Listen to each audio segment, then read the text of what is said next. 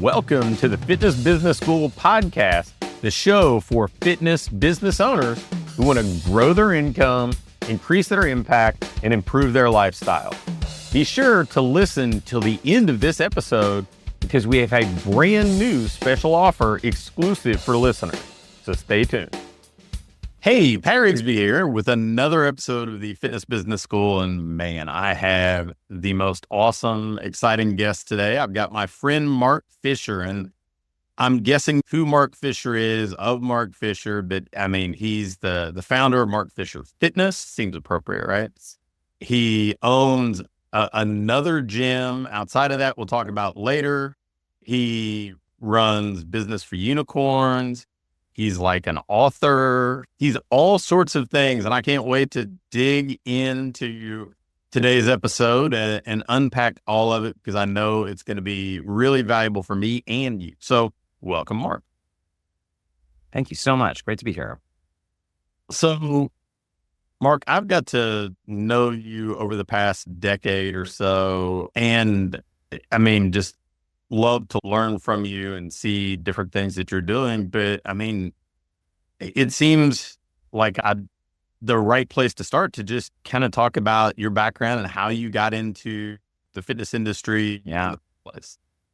So I'll give the high level version. The half of the industry that got into fitness because I felt very skinny, as opposed to the half that got in because they liked sports. That's maybe too broad of a brush to paint, but it does seem often those are the two archetypes. Specifically, I was a feeder kid. I was a skinny feeder kid that started lifting weights and got really into it. And to make a long story short, I spent my 20s pursuing a career as an actor in New York City, but I also was really into strength training, not in any sort of casual way, not an actor casually paying the bills with some personal training. I was obsessed. And because I was obsessed, I was very fortunate to stumble on, many listeners will remember TNation.com, maybe still read TNation, during what I would classify as the zenith of that website when all the greats, all the superheroes, both like the brand new people, like a 21-year-old Eric Cressy, and you still had an Ian King and a Charles Poliquin and a Mike Boyle, and that one era where 40 of the biggest names at that moment, but probably 40 of the biggest names over the past 2 decades of strength and conditioning were there. And they tricked me because even though I thought I was an actor, I still was auditioning for an actor. I just wanted to think about training and training all the time. So I was like reading the strengthcoach.forums. Like I would literally spend the weekend drinking coffee and binging, and I would just read the forum from top to bottom. And at a certain point, I just had to get honest with myself, like, okay, I really like the training thing. And I was also fortunate. I was developing something of a niche for myself in New York City, working with other actors and people in the Broadway community. And the thing was interesting, in addition to learning a lot about strength and conditioning and nutrition and training from that era of learning from those strength coaches, a lot of them also talked about business stuff. And not only that, but, I'm signing up for people's email newsletters. This was a time you might recall, and maybe older listeners will recall, when people would do ebook launches, right? And like affiliate marketing was the big thing. So as an avid TNation reader, I started following people's blogs and opting in for their email. And in retrospect, I think what happened was I started reverse engineering and seeing the patterns for how email marketing might work. And then when the Mike Boyles, the Dan Johns, the people that I looked up to at that point made recommendations for non-training books about business and personal development, I started reading those. And in many ways, I think that's what planted the seed for the business that became Mark Fisher Fitness. Because what's interesting is I always remember, I think it was Perform Better of 2010. I remember very distinctly hanging out with Steve Long and Jared Wolliver and thinking to myself, I'm never running a gym. That would be crazy. And the two guys that I was rooming with were two friends of mine from New York. They were trainers that were opening up a facility. I remember thinking, well, that's just crazy. I'll never do that. That seems so hard. I see this path to making an okay living, just doing training. And I was starting to do a 6-week transformation program at that time. And this was long before the advent of the free transformation. This was 2010. And then somehow within 18 months, I think it was inception. I was reading all these business books and I was learning about culture, and I started to see, a business could be like a community, and you could, really make, in some cases, a lot of revenue and money in exchange for actually helping people and creating a cool place where the people that work there could become better versions of whoever they were in service of something bigger than any of you could do on your own. And that was kind of how Mark Fisher Fitness was born. And for people not familiar with MFF, it is an unusual place, right? A lot of people know because the brand is very colorful and pink and rainbowy, and unicorn is our mascot, and we call our members ninjas. And from there was very interesting. I assumed that I would be a pariah once I decided I was going to just go all in on being me. And I got lucky. People were like very like nice and friendly and seemed to think what we're doing was kind of cool, if not necessarily the way that maybe Mike Boyle would do it. And we were fortunate because the gym did really well. So we got picked up in a lot of the local and national media, all the major fitness publications. And then I started doing speaking, and then that led to the birth of Business for Unicorns. So a lot of my day job now is working with gym owners in all sorts of markets, helping create more income, more impact, and more freedom. And then the most recent addition, which we can or cannot double click on based on what you think is valuable, is going in as a franchisee of Alloy Personal Training, which is an emerging small group personal training brand. We have the unit opened up in New Jersey, and that's been very interesting to run a non-personally branded normie gym. Full disclosure is I do have an operating partner, so I don't mean to make it sound like I'm there. I have a partner that's doing a lot of the boots on the ground stuff. But of course, it's just been one more way for me to pursue the thing I'm most interested in, which is learning. I've been learning lots of things by having this other experience in a different market, different brand, different set of employees. And I think I'll pull up there. I think that's the story that brings us to now.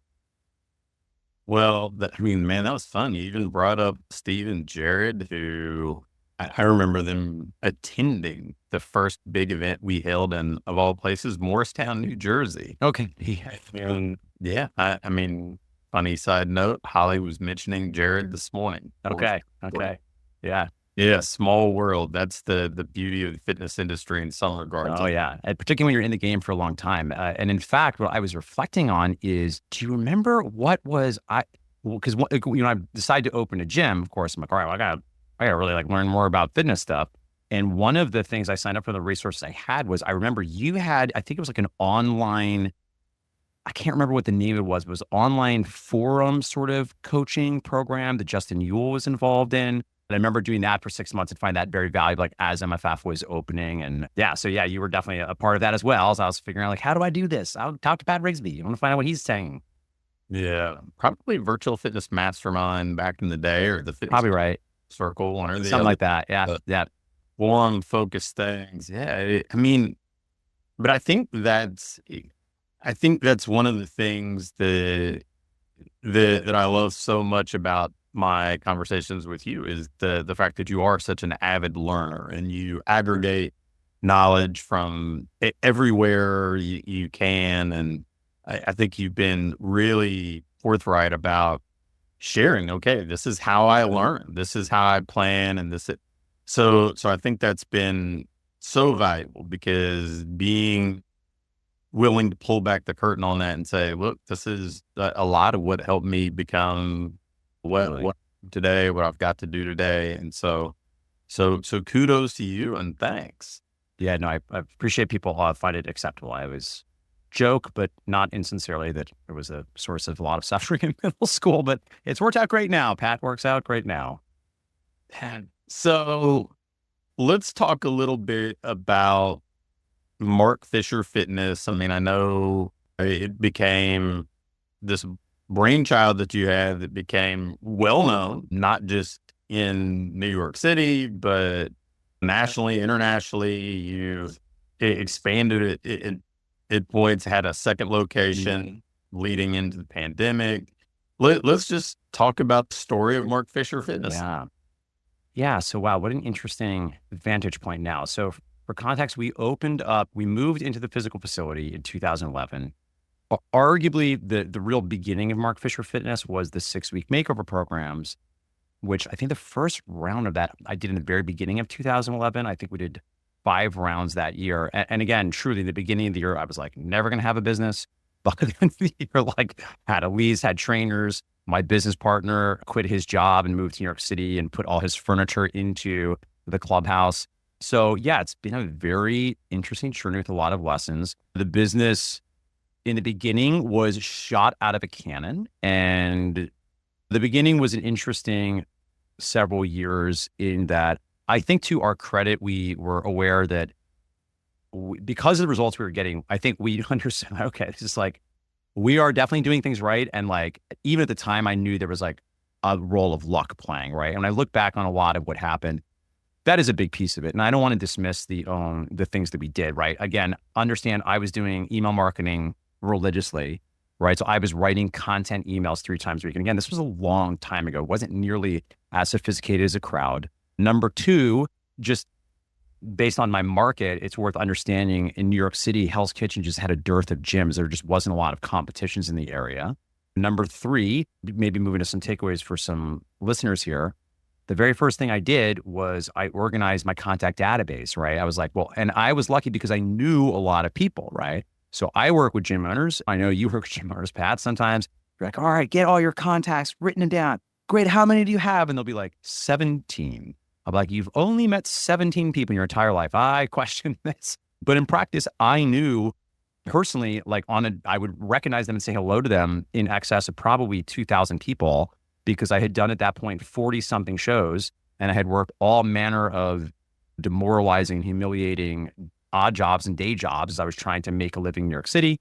One of my original founders also knew a ton of people. So we had such a base of people that already knew us and already liked us. And it wasn't that hard to develop trust, because also from day one, because I was modeling the things I had seen in T Nation and the beginning of online marketing starting to inform the way online coaches and gyms approach marketing, I was also sharing a lot of social proof. The other thing that can't be underappreciated is this was an era where Facebook was not pay to play. So what was happening was I was posting on my news feed, which wasn't even algorithmic yet by that point. It was just it was chronological order. The clients were also posting on Facebook, and a lot of people were seeing it, right? People were posting their before and after pictures, and it really developed this cult following, particularly in the Broadway community, right? And I think that's the final piece that's hard to reverse engineer is Broadway is both large in that there's probably tens of thousands of people, but it is in a very specific geographic proximity, right? That's hard to replicate in any other market, right? Just the sheer number of people I knew and the fact that community really rallied around it and we're so close. Now, I think maybe also of interest for listeners is that was like not a sustainable thing, right? And overall, it's interesting that MFF is on the one hand, such a different business than it was. It is certainly smaller than it was and still larger than any other gym that I know of for a single unit gym. I mean, just the size of it and numbers are still bonkers. But for us, one of the things that we ultimately had to do was actually operationalize it. In the beginning, we got by and we were trying, right? I was reading business books, but I never had a job before. So I was like, and I had a lot of good impulses. So I think a lot of the culture stuff, leading with values, clarifying the mission. I think I had a natural skill set for leadership. I think management was a little bit harder, and I had to learn how to understand how to use data to run the business. I had to learn how to make the numbers as important as the softer values side stuff. Frankly, I think it's still something I struggle with. I still probably over-index on culture and the people and the relationships. But I think as you mature, not to be over-reductive, but business, it's people and it's numbers, right?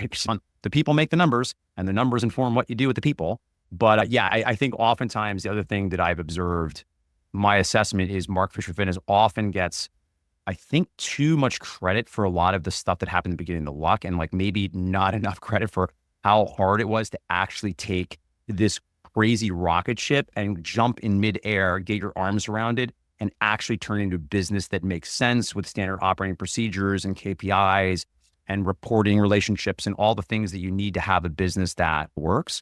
So in many ways, while I always look back fondly on that time, and that was a unique era, it was so beautiful. In practice, that was also very challenging for me as a leader and a manager. It was like not fun for me in a lot of moments because it often felt like chaos. There was so much emotions involved. I had hired most of my friends. It was very painful for me when I first started leading people to notice the dynamic and the relationship change. It was also very hard for me because I wanted to do a good job taking care of people. And candidly, in the beginning, I didn't really know how. I understood people needed expectations, but I didn't really have a model for that. And theater organizations were hardly the most I think I'm painting with a broad brush here. I have some really powerful, beautiful examples, but in general, we're not the most well emotionally functioning relationships where the culture is such that people are able to say the difficult thing and deal with conflict. And so, yeah, I think I'll maybe pull up there and then we can sort of see where we want to go from there. But I think that's maybe the most interesting part of the journey was it started as this rocket ship, which is super cool. But ultimately, what I became interested in is how do I create something that's sustainable, that has legs, that's not as emotionally fraught because it's becoming more of a well-oiled machine. Because at this point in my career, people talk about the visionary operator thing. And perhaps as might be obvious for somebody to sign up for a franchise, like I identify really more as a operator actually than a visionary. Like it's not that I can't think of ideas, but I don't feel like I'm like the big idea guy all the time. I don't need to be innovative, right? That's I think like the secret of like big learners like me and anybody listening. It's, well, I don't feel like I need to come up with the idea. Like they're all out there. Like I'll hire people, I'll read books. Maybe I'll take a interesting idea that from a different industry, maybe that hasn't been applied there, but I don't think I've actually had a lot of unique ideas. I just think that I've attempted to, perfectly times, but attempted to apply the things maybe from other industries and really plug them in. Yeah. So I'll pull up there. I'm sure we'll have some follow-up questions and other things that might be valuable for listeners. Yeah. There's so much, I think, practical knowledge in what you just alluded to, right? I think you and I share this understanding of, okay, this connection database, this like, why pursue cold traffic when you have a relationship? And if we're doing work, why would we not want to serve people? Yeah. Why would we not want to help the people we already know, the people we already care about? Yep. And so seeing that as a foundation, and maybe, it is a little bit messy in the front end. I think, that startup stuff, but it's going to be some ready, fire, aim. Yeah.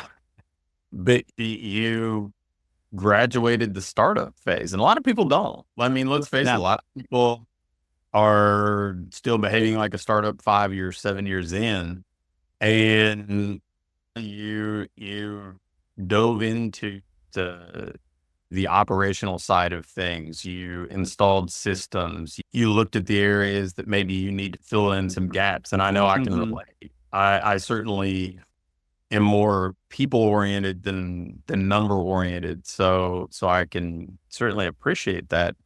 But at some point you had this more systematic, scaled, really successful business, and you expanded into a second location. How did that happen? Yeah. So that's a very interesting story too, right? So we opened up a second location because we started looking for the second location relatively early. We were fortunate in that we had expanded the space, I think twice. So we added on 2 additional square footage. We started, I think we were like 1,800 square feet.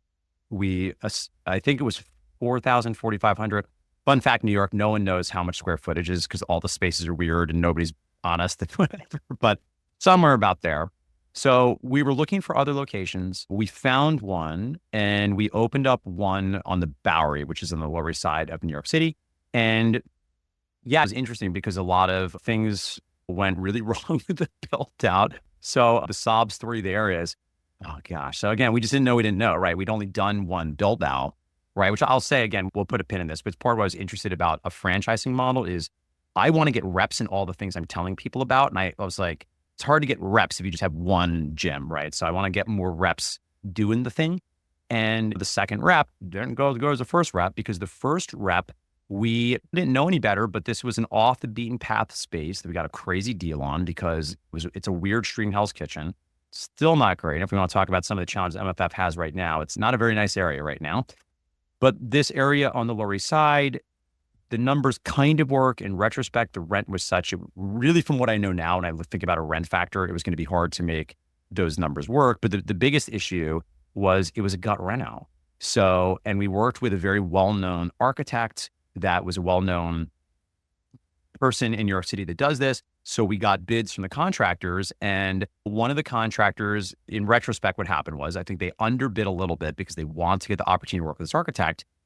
And they're just like, just a spectacular flame out. And the build outs are always going to be more expensive. They're always going to go longer.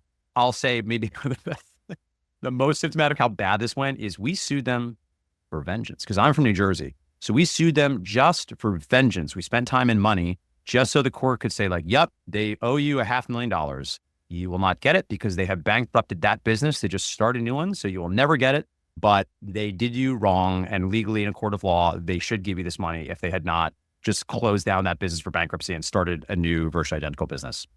So that was not an auspicious beginning. And then the other thing too, at that time, and this is what's really like heartbreaking, is that space was finally getting traction. And the other thing that was important is I finally started to feel like I really was getting marketing. Like I understood brand right away. I understood culture very intuitively. The artistic piece of this, the people piece I just got. Well, marketing, we talk about this bucket term, but marketing is actually a number of different functions, right? So I was very good at lead nurture and I was okay with offers. Didn't have a lot of conversion at the beginning, but that got better.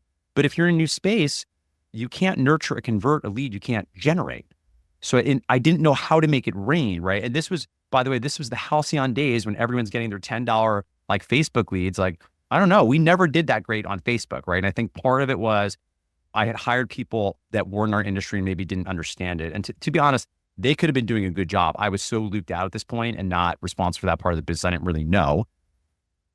And I think also the MFF, it's a sword that cuts both ways. It's great that we're so forced on people, but for a lot of people, they're like, hell no. So what that means is for us, cost per lead is always challenging. If we do direct mail campaign, you send out a pink glittery unicorn ninja thing to local residences making 100K. Well, guess what? A lot of like the 28-year-old straight finance guys they're probably throwing out that postcard. So our cost per lead with a brand that specific is always going to be higher.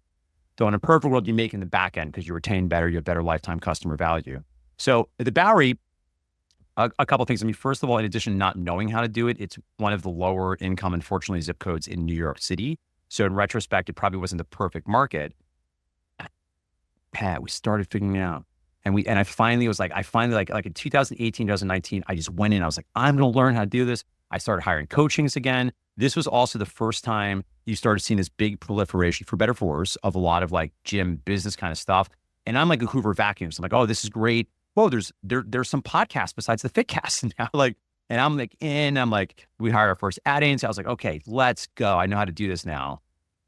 And then the pandemic happened, right? I think it happened. So, and listen, I like to think there's this alternate reality, a different Mark Fisher Fitness in the multiverse where the Bowery achieved its potential. But, in practice, what happened there was the landlord, they just weren't willing to play ball. It was a weird situation where that building was owned by a family of 5 people. So they were taking long to get back to us.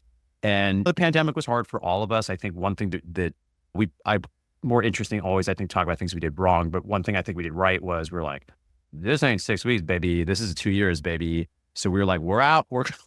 When they weren't ready to play ball at all. I have actually just drove by the other day. They finally have a tenant there, but I think then that space had been empty for years and years. And I don't blame them. I understand it was a weird time. Whereas our Hell's Kitchen landlord, now admittedly, Hell's Kitchen was a better business. We would have been really probably unlikely to go down to nothing. But, another example of the importance of relationships, and again, it worked out for their best. Like they've done such a good job over the years of always clearly negotiating to get as much money as they can, but just being win enough and letting you win enough that feels good.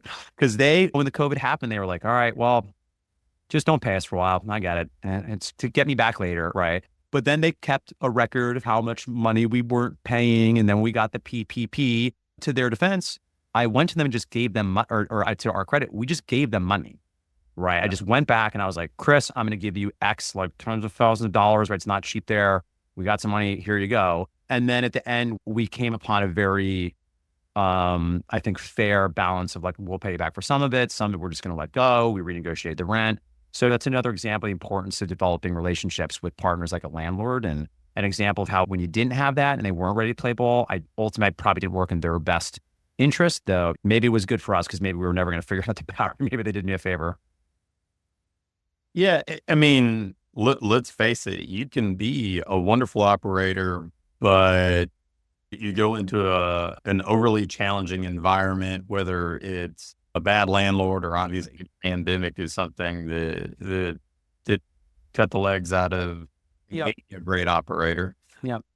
I mean, it's so important because you see early stage owners get really emotional and impulsive and make decisions without being clear on the numbers, and they get themselves into a hole that even if they can dig out of it, they don't get, I mean, you and I both kind of talked about this impact, income, freedom, that I call it the ideal business, but it's hard to get there if you're having to dig yourself out of this almost insurmountable hole. Yeah. And it's so true. And I think that's the other thing too. That's not, it's not like the most inspiring message all the time, but I think in practice, in business, I think it is generally true. And certainly even in our world, I think there's an underaccounting of the luck of the market, right? It's like no one's going to win right now opening up a new, probably local newspaper. I mean, maybe you find something really niche and you're like actually a genius, but it doesn't matter what a good operator you are. If you're in a market that's all headwinds, that's going to be an issue, right? And different markets, and particularly for guys like us, have been around for a minute now too. There's like ebb and flow. In the beginning, you kind of have a sense it's maybe always going to be like this, and you're around long enough. It's like the proverb where the kid who gets their foot broken, they're like, "Oh, how bad for you?" And then the dad's like, "Maybe." And then they go to war and they're like, "Actually, this kid, oh, I guess he can't go to war. I guess he'll be safe." And the dad's like, "Maybe that's good. I don't know." So I think the longer you're in the game, the more sanguine, how you say that word, I think we all get about it. Because when you look at operators that are crushing it, and I think a lot about this in my work as not only coaching people, but having a lot of friends in the industry and looking at what's going on, I generally have the sense that if somebody is crushing it, they are a good operator and they got lucky. I have a sense that if somebody is like, ooh, disaster, they probably did a lot of things not good and they didn't get lucky. But most people are in the middle, and it's hard to unpack sometimes on the outside until you get into the weeds, except for guys like us that can like look at P&Ls and like talk to the team and like really be like, okay, that's what's going on here.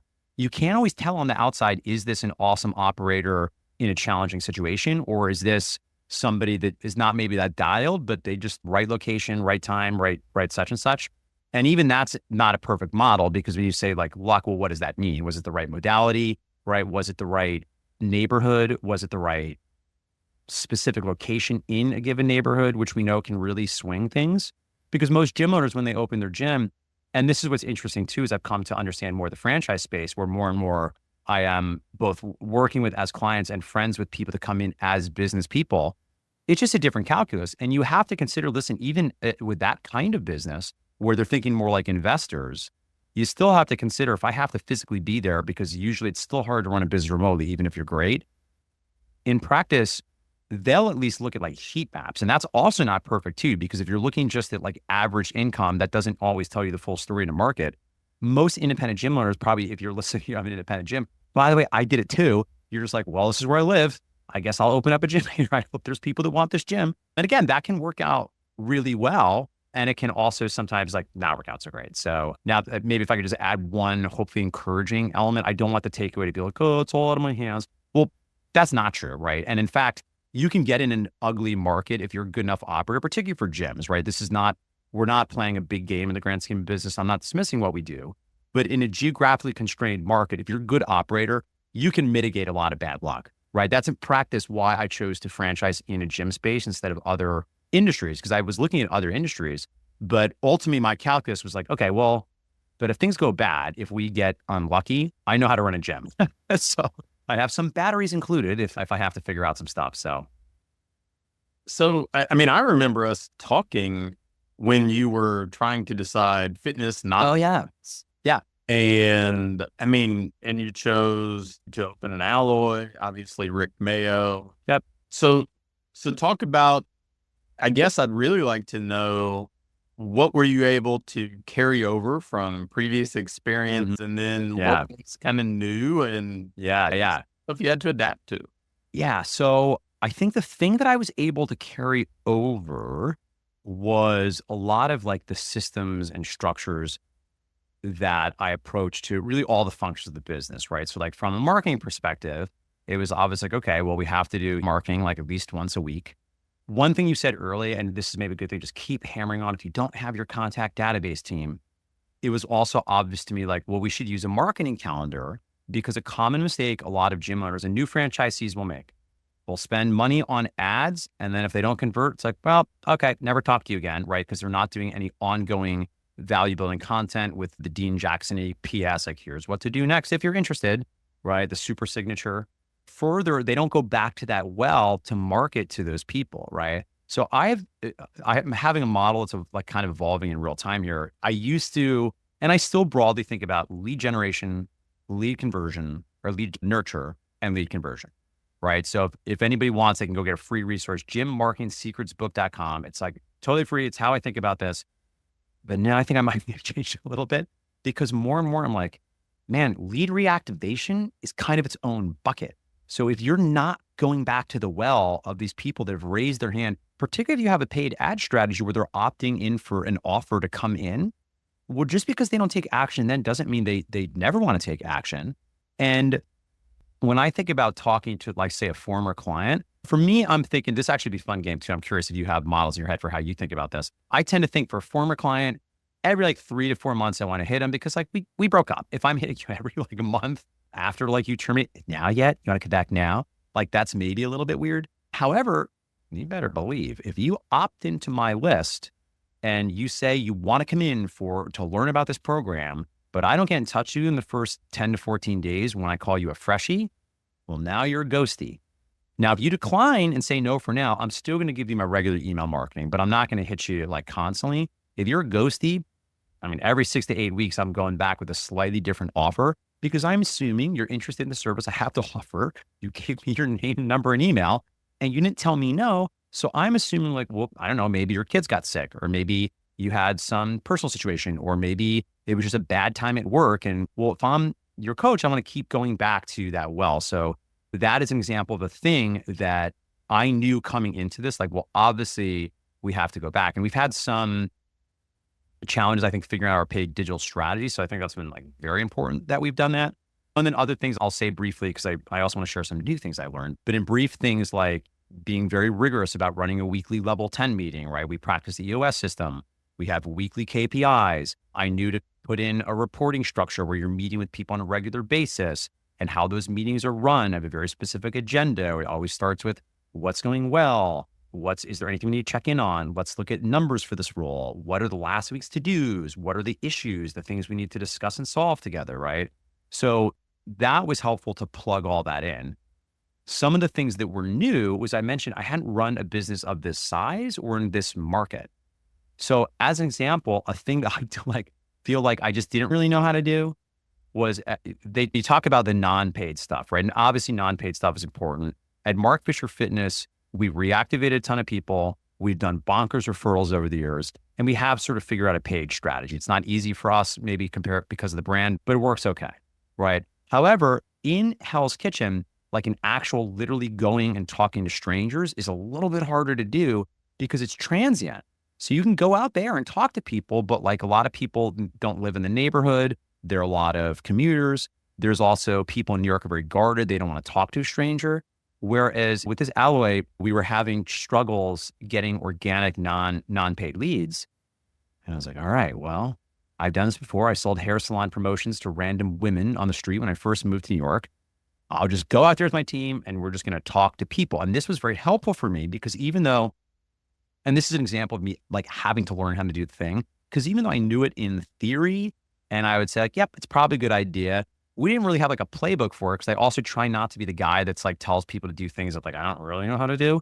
And it's like, all right, well, I guess like for like 2 months, I just couldn't get it. And the franchise, their credit, they're like, go out there and talk to people. I'm like, okay, but I need like more. That's not enough for me.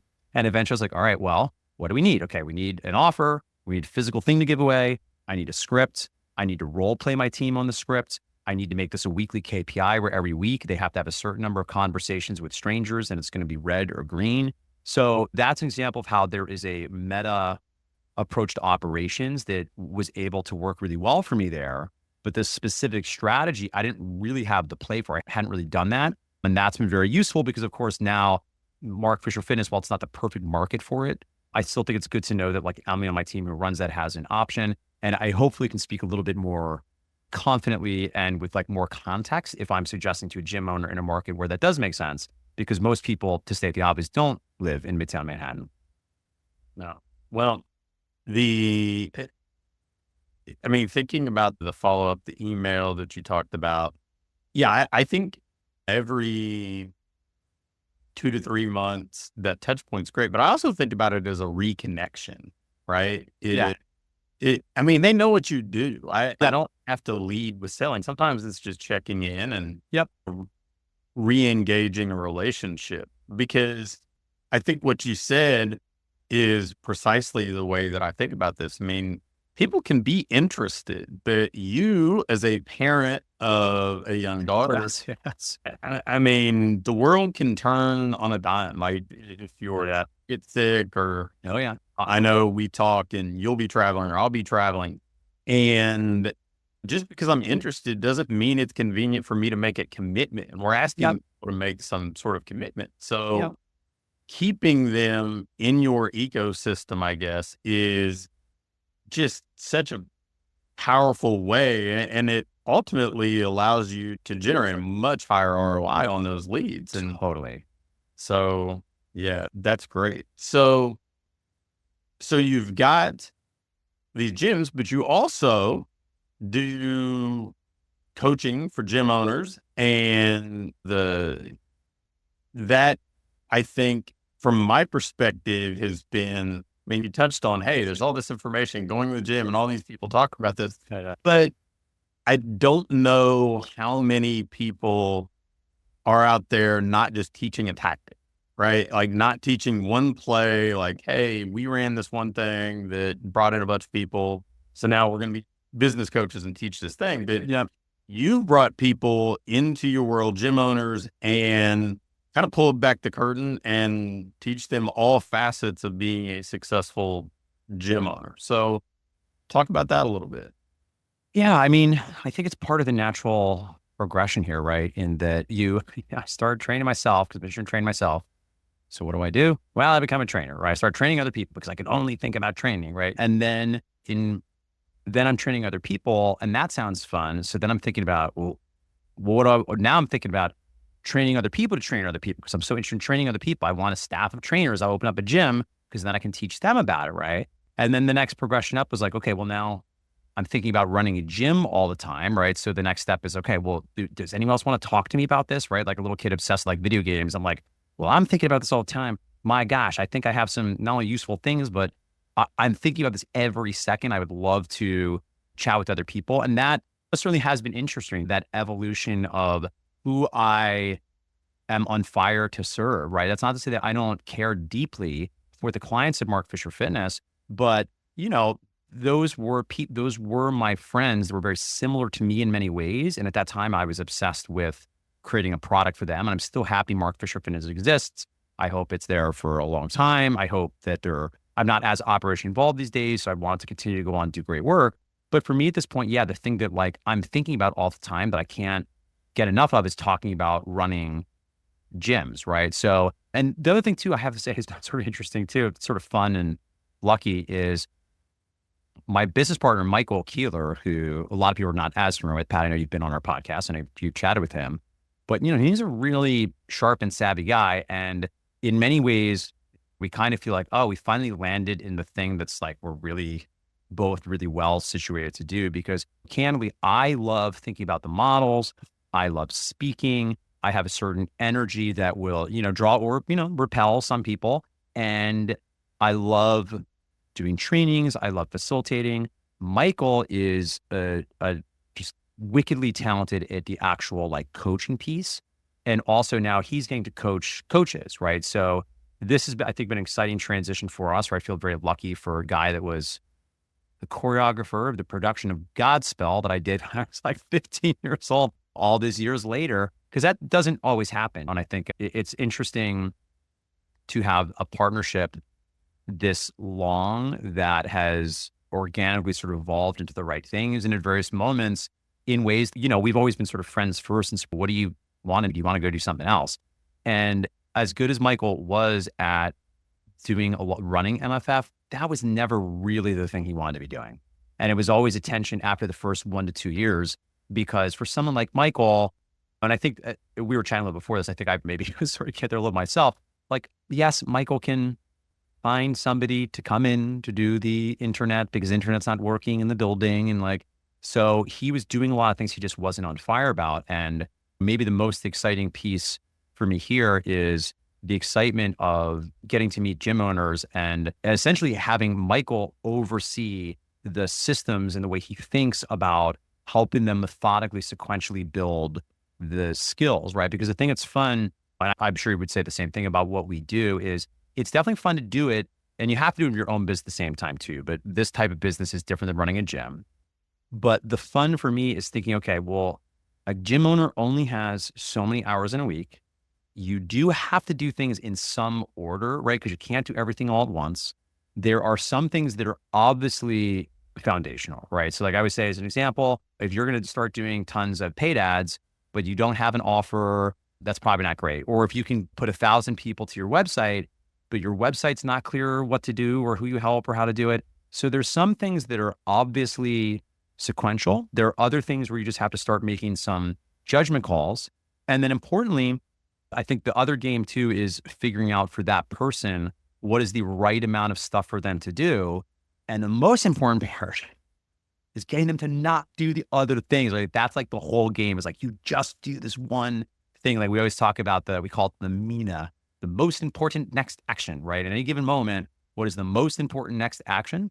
And of course, working with gym owners is so interesting. It rhymes in so many ways with fitness clients, right? Because there's the tactics, there's the skill sets, but there's also the mindsets. They're like, well, why are we not doing this thing that is in line with your goals? And business is a little bit different. It's not like a perfect map because fitness, particularly at Mark Fisher Fitness, we had a very specific population where their body, movement, their relationship with food, athleticism was so fraught.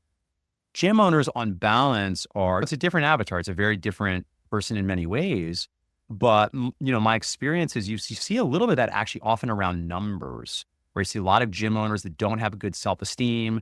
They have a lot of sense of like, I'm not good at this. The numbers are intimidating. And a lot of them do have a lot of work to do, right? It's not uncommon. I'm sure you've seen the same. You work with somebody and they don't yet. And by the way, if this is you, we love you. You're safe space with us. We'll take care of you. But they don't know how to use like even a spreadsheet. They don't know how to do anything in Google Sheets yet. Well, if math is how we're keeping score of the game of business, we're going to have to develop some of those skills. So it remains endlessly interesting to me to help people identify what they want and help unpack what's getting in the way, particularly with something they're not even conscious to. Like, what is the reason we keep having this Groundhog's Day conversation around why this thing is not getting done? And ultimately, obviously, it's up to the clients happy. They can, they can make the decisions they want.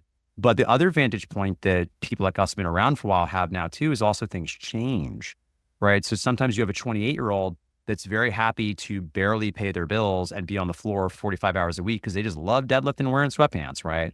It's a lot less common to find a 44-year-old with 2 kids and a mortgage and a marriage that's very comfortable working those hours in exchange for making no money. And broadly, we are not people optimizing as well as we could for money. It's not the only thing we care about. And that's great, right? Saying that's not the most important focus for us. But at a certain point, like the numbers do. And I think the dream that I have that I know you share is like more gym owners with businesses that are financially and from a time perspective, humane and sustainable. So that there's margin so that they can not only go to their kid's soccer game, but because also in the messy middle, like things are going to happen. I don't want to be like overly dark, but like you're going to have family issues. There oftentimes, like I lost both my parents in the past couple of years.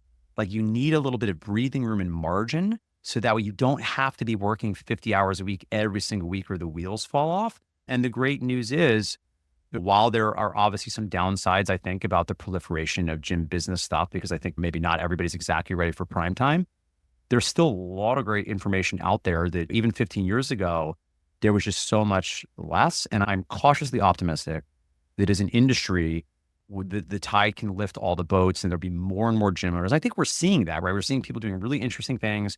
We're seeing people sell gyms now, which like wasn't really like a thing that long ago. We're seeing people build, or in some situations, gyms that they could be hands off enough that they can breathe and pursue other wealth building opportunities. And again, that's really cool. Like maybe that was happening 15 years ago and I didn't know, but now it feels like, okay, like this is happening more and the more sophisticated operators are leading it forward. And like my most exciting thought is like, well, gosh, maybe in 10 to 15 years ago, somebody right now that like is like a 24-year-old trainer will be sitting in our rocking chairs being like, wow, look at these guys, look at this crew. Like they're doing such cool things we never could have imagined back in 2024. So that's maybe a little Pollyanna, but that's a dream I have in my heart and hope to contribute to the creation of that reality for gym owners. I mean, I think it's spot on. I look back at the first kind of business oriented industry events I went to back in like 2005. And it's just so different. It's evolved so much. And I think that adaptability for the owners are fine. It's critical for us too, right? In fact, I think one of the things that I suspect you appreciate as well is in the business coaching kind of lane that we operate in. I mean, there's variety. You get so many different people. You get Yes. many different stages of the journey. Yes. Yes. Personally, I love that. I Yeah. think that's one of the things that keeps me, excited to go in and coach every day, is because you're problem solving, you're trying to meet somebody where they are and understand the realities of their life that you alluded to. I mean, that none of this stuff operates in a vacuum, right? I mean, and you speak to this as a living example now as a father. Yes. I mean, it's very different now. All these other things going on. Yes. So let's go ahead and take that as maybe our last topic. How has your life as a business owner, as an entrepreneur, as a business coach evolved once you became a parent? Yeah, I mean, certainly you just have so much less capacity, right? And I knew that going into it. And I feel better than ever talking about time management stuff, because people would always be like, oh, you talk about time management. You talk to me when you have a kid. And like, they weren't wrong. Like, you do have less capacity, but the principles are just the same. You just have a smaller pie.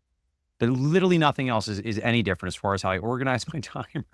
I just have a smaller pie. So I just can't get as many things done because I just don't have the hours in my day, because I'm going to prioritize my family. And it's like the morning time, that's been like the hardest part, far and away. And there's definitely tension for me because the mornings are so important to my productivity. And I can split the difference. I'll get up, like, if I can, 5 most mornings. I live in New York, so sometimes I'm out or late, so I don't always have a consistent awake time. But even then, it's like, I don't know, 90 minutes of grind is not enough for me, right? Whereas the old world, if I could put in a good 3 to 4 hours, and then the rest of the day is meetings and whatever, it doesn't matter, because 3 to 4 hours, and I'm like, I have whatever the opposite ADHD is, I'm like in. Well, that's not really a thing anymore, right? And maybe a couple times a week, I will intentionally decide to do that and discuss with my wife. We live in a really beautiful, luxury building here in the city. So like, all right, I'll go down to like the amenities and work down there. But a lot of times, like, I don't know, I don't want to do that. And I'm comfortable in the slop. I'm comfortable, like, I'm going to get stuff done, and it's not going to be as dialed, because as soon as my daughter says, Daddy, come, I'm coming. And I'm not saying everybody needs to do that. I'm not saying that's going to be the way forever, right? There's going to be a time where I could probably reason with her and explain to her, maybe not right now. But right now, what's important for me is developing the relationship with my daughter, where she knows that if she asks for daddy, computer down, phone down, like, I'm in. And I'm certain I'm not perfect, right? Like, as I'm saying this, I'm certain there's moments where, like, I maybe don't do that perfectly, or maybe betray a little bit of frustration she senses. But in general, for me as a practice, I'm so committed to this idea of my daughter understanding that you are the thing. And when you need me, I am there. And being intentional about using this time, because I know you're on the other side of it. This is like a second. And that's the best part about being an old dad. This is and I know that everyone's like, oh, it goes so fast. And I'm like, I know, I'm old dad. I get it. Like, it is a window that she's going to want to jump on the bed and hold me by the hand and bring me in the room, or put on long green gloves. Like, Daddy, come, and then dance. That's her new thing. She loves to dress up like a princess, put on long green gloves. And I will get emotional talking about it. I'm not going to get enough in this whole life. And I'm happy to make whatever changes I need to my professional life to experience that. And I feel like deeply grateful. I feel challenged by it, but maybe as a final thought here, right? I also have signed up to grow, and I'm very aware that there will be opportunities for me to learn. I think I'm learning some more about navigating my personal and professional life. And I also know, having a daughter, I have been told that she likely has a time bomb inside of her waiting to go off and find new wounds that I thought were healed, that she is designed by natural selection. And I know that will be difficult. And I also read the Google reviews very carefully before I made this purchase. That's what I've signed up for. I look forward to unveiling these pieces of me that I haven't yet engaged in and I haven't quite healed. And I feel so grateful and blessed, and I don't take it for granted because not everybody in the world gets to do this. I know not everybody wants it, but I know that I'd never took it for granted that this is a thing that necessarily would happen for me. And I just love it every day. I love it every day. And I feel grateful to have made a life and a business that gives me the space and the margin, and to be at a place in my life where I can really be present with her. Yeah. And for anybody that wants that, I want that for them too. Well, I think that is the perfect bow to put on this, because we talked about this really robust entrepreneurial journey, but then the fact that there has to be some personal and professional harmony in there too, if you're going to be fulfilled and happy. So let's tell the listeners, if they want more of Mark Fisher, where can they find him? Yeah. I think the best place to go for, I don't post a lot on my personal Instagram, but if you go to @businessforunicorns, we do post a lot on there. You can go to businessforunicorns.com if you want to find out any of the free resources, or gymmarketingsecretsbook.com if you want to get that little, call it a book. It's more of a pamphlet. It's a big pamphlet, but it's a good overview of all the ways one can grow a gym. So yeah, that's where people can go to find out more. And yeah, I just want to say, I really want to acknowledge you, Pat. You have been such a model in my mind for how to do the parenting thing while doing this. You've so clearly built your life around prioritizing the family, even down to the tactical things of, I can understand why you do a lot of events in Orlando, Pat. And I think those are coming for me too. As I give Mickey Mouse, unfortunately, there's unlimited budget for you, little daughter. So I can't wait to do work trips to Orlando and bring my daughter along. And also just in general, I just really want to acknowledge the rise of gym business coaches. There's a lot of hyperbole out there, a lot of stuff, and you're just always so reasonable. I always love absorbing your stuff and catching your podcast, and just the thoughtful way that you approach this, and the non-harried, non-hyperbolic. Not that I'm not even saying that's wrong, but I just really appreciate the way that you have approached this for truly decades at this point. So thank you, buddy. Honored to be on the podcast.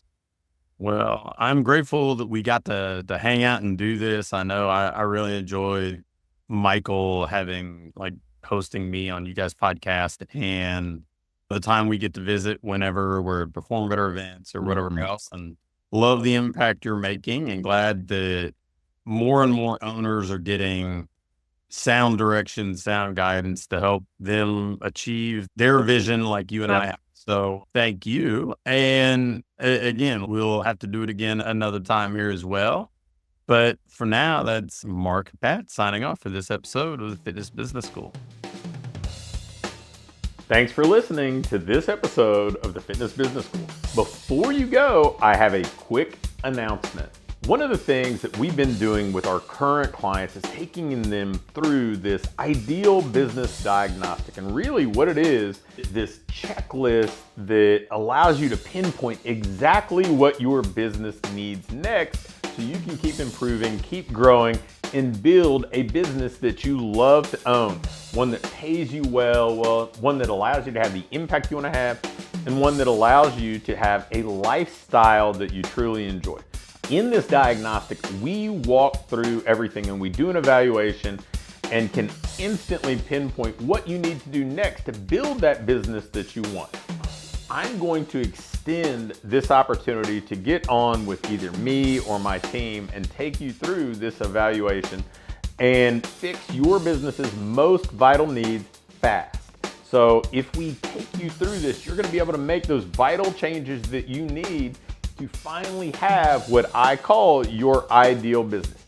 If you'd be interested in going through this entirely free, risk-free diagnostic with us and learn what you already have in place, what you're doing well, and where your greatest opportunities for rapid improvement are, just shoot me an email with diagnostic in the subject line to pat@patrigsby.com.